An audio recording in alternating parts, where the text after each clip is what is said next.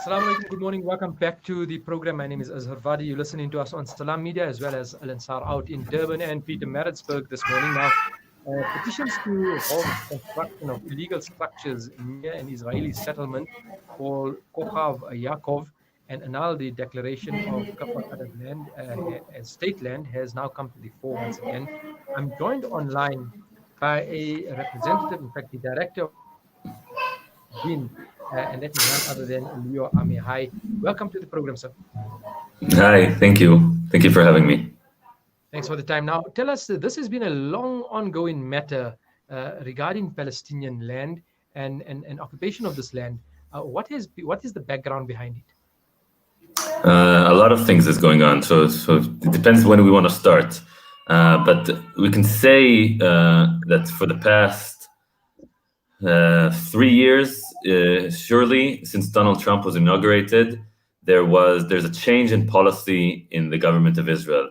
It's a change in paradigm from a de facto annexation of the West Bank of the occupied territories to a de jure annexation. So trying to make the de facto annexation, the construction of settlements, the building of infrastructure, of roads, of taking over of natural resources, to something official, to something that's no longer two different entities rather than one big state of Israel with annexed territories and an autonomy for the Palestinians.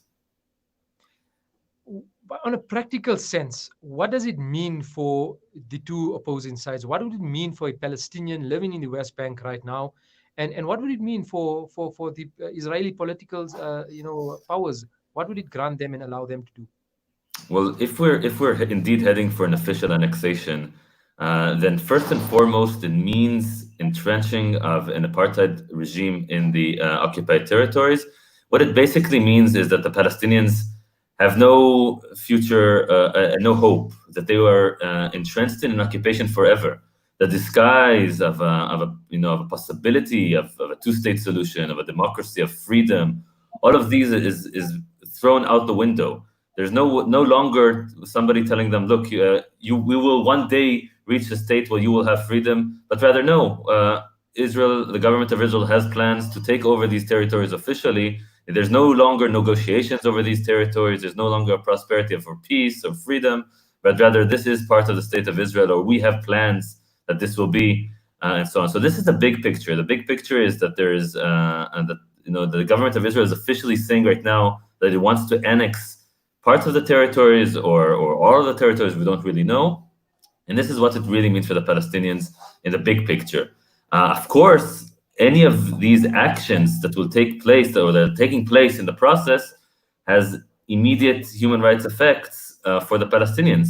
First and foremost, in land takeover, so massive land confiscation for Palestinian families, and the damage to the freedom of movement. And freedom of movement means a lot. Freedom of movement, it's the freedom to education, it's the freedom to health, it's the freedom to see your relatives.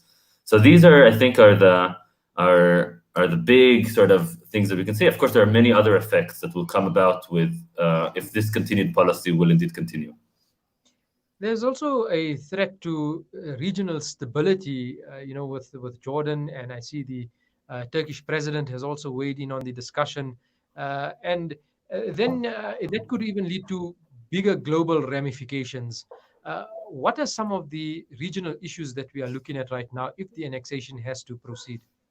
Look, we are a local Israeli human rights organization that deals with Palestinian human rights in the occupied territories.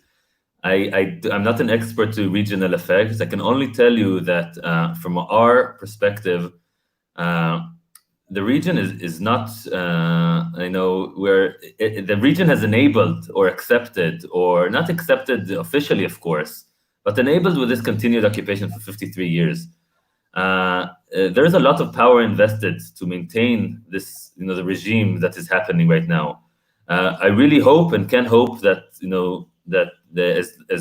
as the policies are escalating, so will be the responses of the actors, that will see that, there are people who are living under occupation for 53 years. So maybe something will happen. I don't know. But based on the past 53 years, it doesn't necessarily mean that something will indeed happen. Mhm.